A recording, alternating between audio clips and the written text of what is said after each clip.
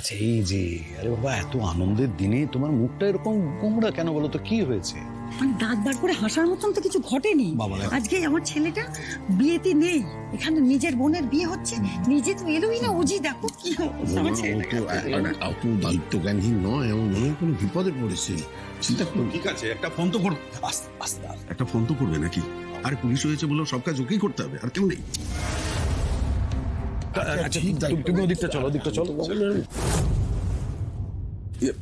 পৃথা, ওকে নিয়ে ওপরে যাও। যাও শান্ত, এসো শান্তনু, আসুন, আপনারা আসুন। এসো।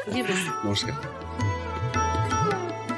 বৌমা, যেটা বলছিলাম যে দেখো, বিয়ের লগ্ন তো দেরি আছে, বিয়ের আগে ঠিক চলে আসবে।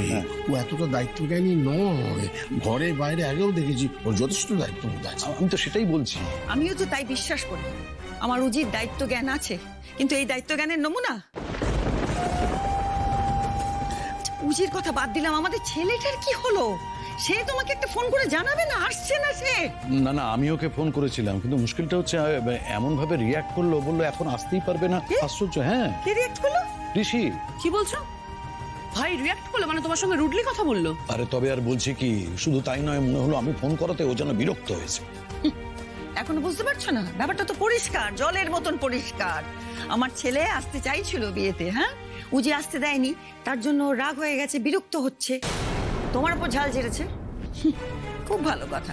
উজি নিজে আসবে না ঠিক আছে, ওর পছন্দ হয়নি সায়ন্তনকে, তাহলে ছেলেটাকে আসতে দিল না বোনের বিয়েতে।